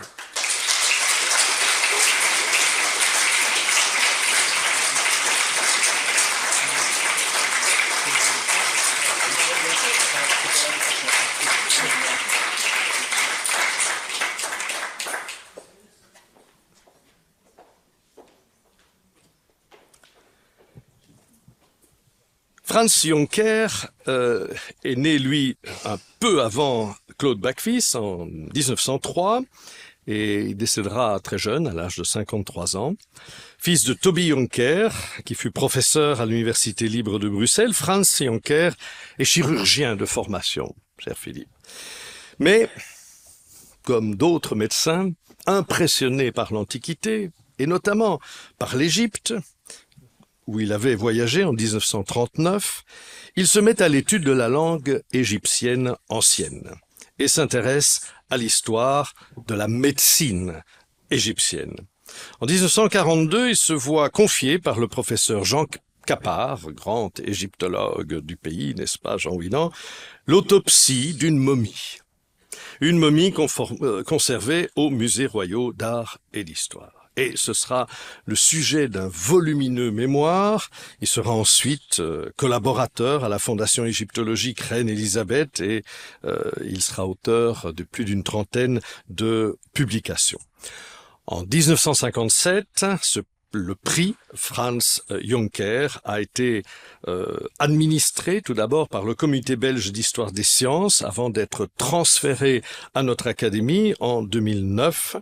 Il est destiné à couronner des travaux scientifiques, manuscrits ou imprimés, dans une des 3 langues nationales de Belgique ou en anglais, et qui sont consacrés à l'histoire des sciences et des techniques, à l'exclusion de l'histoire de la médecine. Le prix est décerné cette année à Madame Marion Dapsens, chercheuse postdoctorale dans le cadre d'un mandat d'impulsion scientifique, un MIS comme on dit, accordé au professeur Sébastien Moureau à l'Université catholique de Louvain pour son manuscrit intitulé Arabique hoc elixir nun cupatur, les Masahil Khalid il Marianus al-Rahib, que je prononce probablement aussi mal que le dialecte de wallon, mais dans leur version arabe et latine qui est à paraître dans la série Alchemica Latina de la collection Micrologus Library. Voilà, je ne sais pas si... Voilà, nous avons la lauréate avec nous.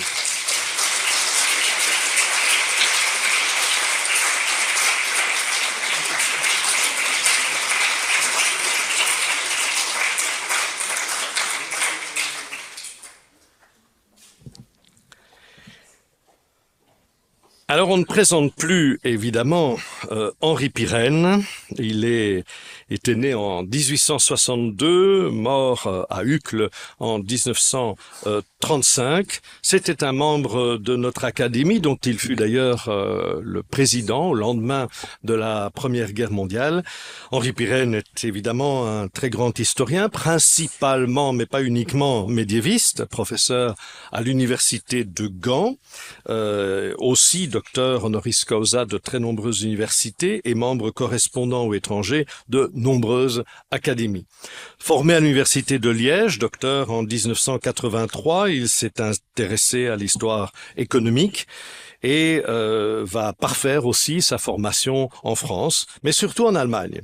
Connu pour sa monumentale et magistrale histoire de Belgique, en 7 volumes, paru entre 1900 et 1932, Henri Pirenne s'est attaché à l'histoire des constitutions urbaines au Moyen-Âge et de leur développement, en tenant compte, comme je le disais, de ces facteurs économiques et sociaux. Il laisse des travaux de diplomatique et de paléographie, mais aussi des écrits sur les Mérovingiens, les Carolingiens, et puis aussi sur les rapports entre l'islam et l'Occident au temps de Charlemagne, Mahomet et Charlemagne, mais aussi sur les débuts de l'État belge et sur la Première Guerre mondiale. Le fonds créé, le fonds Henri Pirenne, procède d'un don de son vivant. C'est bien de faire un don à l'Académie, c'est peut-être encore mieux de le faire de son vivant, on peut en jouir, je dirais. Et il est créé en 1913, destiné à faciliter des voyages d'études ou de recherche dans les universités et les bibliothèques du pays ou de l'étranger. Ça permet aussi de subvenir aux frais de publication ou d'entreprises scientifiques. En général, à venir en aide de toute façon à tous les travaux ou moyens d'encouragement utiles pour favoriser les études relatives à l'histoire de la Belgique conçue au sens large. Et la subvention est attribuée cette année à Monsieur Clément Ferrier, doctorant contractuel au sein de l'université Bordeaux-Montaigne, attaché au Centre d'études des mondes modernes et contemporains, pour lui permettre de financer ses recherches en Belgique dans les différents centres d'archives du royaume, mais également dans les bibliothèques. Et c'est là dans le cadre de sa recherche doctorale portant sur la communication politique du mouvement rexiste dans l'entre-deux-guerres.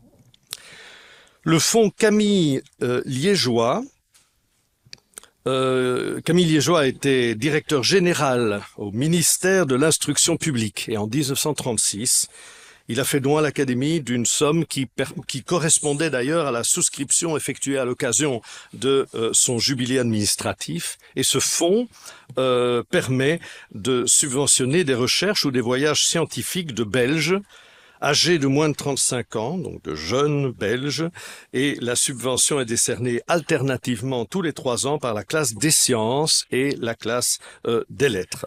La subvention est attribuée cette année à Madame Iman Achouch, doctorante en histoire de l'art et archéologie à l'université de Liège, aspirante du FNRS, pour lui permettre d'aller étudier des rondes-bosses conservées dans 3 institutions aux États-Unis, le Penn Museum à Philadelphie, le Metropolitan Museum à New York et également un autre musée des États-Unis. Dans le cadre de sa thèse de doctorat menée à l'université de Liège et ayant pour but d'identifier, de documenter et de recontextualiser les différentes pratiques mettant fin à la vie, mais la vie des statues dans l'espace syro-mésopotamien du bronze ancien. Nous sommes là au 3e millénaire avant Jésus-Christ. Le fonds Françoise-Marie Pémence a lui été constitué par Françoise-Marie Pémence, une historienne, née en 1952 et décédée en 2012, qui était responsable des archives du service public fédéral aux affaires étrangères. Françoise Pémence qui a œuvré, elle aussi, pour le rapatriement des archives belges emportées par les nazis pendant la Seconde Guerre mondiale et puis transportées à Moscou par les soviétiques. Le fonds est constitué par un legs et est destiné à subventionner des recherches dans les universités, bibliothèques et dépôts d'archives, aux musées, ainsi que des séjours et des voyages d'études ou de recherche en Belgique ou à l'étranger dans le but de réaliser des travaux en histoire contemporaine ou en sciences politiques. Les subventions cette année ont été accordées à Madame Clara Filippi pour ces travaux que vous avez à l'écran, à Madame Gracia Luanzo Kazongo dans le domaine du droit public et du droit public international, et enfin à Madame Marianne Weisers dans le domaine de l'histoire de l'art et de l'art, s'intéresse notamment à l'appareil d'occupation nazi en Belgique durant la Seconde Guerre mondiale. Et je vais presque terminer par le fonds Van Riet. Le fonds Van Riet créé à l'Académie en 2006 par le comité administratif de la collection Avicenne latin, Avicena Latinus, pour honorer la mémoire de Simone Van Riet. Elle était éditrice des traductions médiévales latines d'Avicenne et ainsi que honorer aussi la mémoire de ses 2 frères, l'abbé Robert et le chanoine Georges, tous 3 mécènes des travaux destinés à achever cette œuvre qu'est l'Avicenne latin. Le capital a été constitué, mais comme l'Avicenne et la publication de l'Avicenne latin est pratiquement achevée, l'Académie a très récemment, en 2020, transformé et poursuivi la mission en décidant d'attribuer tous les 4 ans une subvention destinée à soutenir un projet de recherche dans le domaine d'études de Simone Van Riet, et l'attribution de ce prix est elle-même confiée à la classe des lettres et sciences morales et politiques. La subvention a été octroyée cette année à Madame Odile Gillon, chargée de cours à l'Université libre de Bruxelles, et à Monsieur Christian Broer, professeur dans la même université, afin de financer une traduction des traités de Robert Grossetête, un penseur important du XIIIe siècle, dont l'œuvre interdisciplinaire, et en ce sens il y a de forts rapports avec l'œuvre sur l'Avicenne latin, dont l'œuvre interdisciplinaire est en train d'être éditée d'une façon tout à fait autorisé. J'ai vu Christian Breuer dans la salle, nous le félicitons pour son travail d'abord et nous espérons que cette subvention l'aidera dans la suite, et aussi Madame Gillon qui est à côté, que je n'avais pas aperçu précédemment. Donc bravo.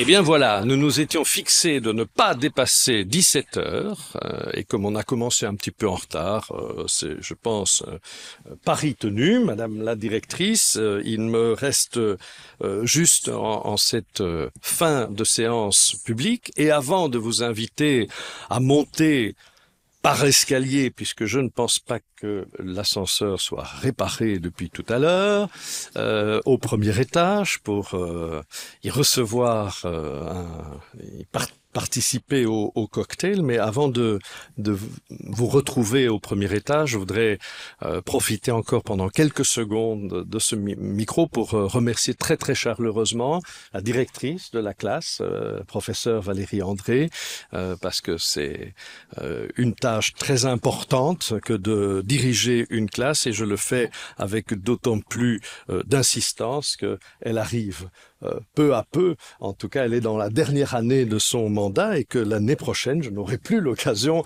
de la remercier. Donc, merci beaucoup Valérie pour ce dévouement. Et puis, bien évidemment, remercier notre conférencier du jour, le professeur Philippe Charlier, qui nous a entretenu avec l'humour que je lui connaissais et que vous avez pu apprécier, qui nous a entretenu de tout ce que l'on peut faire encore comme progrès en appliquant les techniques des sciences dites dures à nos sciences qui ne sont pas du tout molles, mais essentielles pour les développements de l'université, j'allais dire, mais de la science en fait. Je voudrais aussi en profiter pour remercier tout le personnel de l'Académie qui a travaillé beaucoup pour faire cette séance publique, comme chaque fois, depuis la conception des carton d'invitation jusqu'à l'accueil.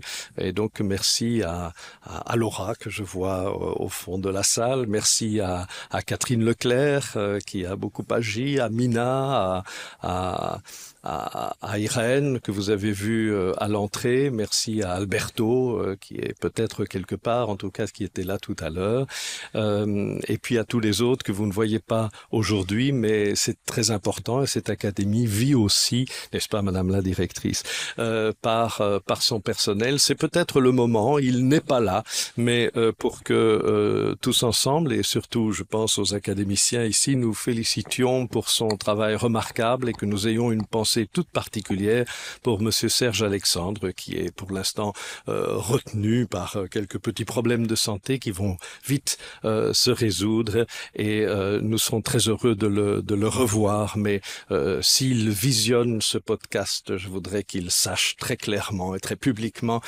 toute l'affection que nous lui portons. Merci beaucoup pour votre présence, et puis on se retrouve dans très peu de temps, le temps de monter l'escalier au premier étage dans la galerie de marbre. Bon après-midi.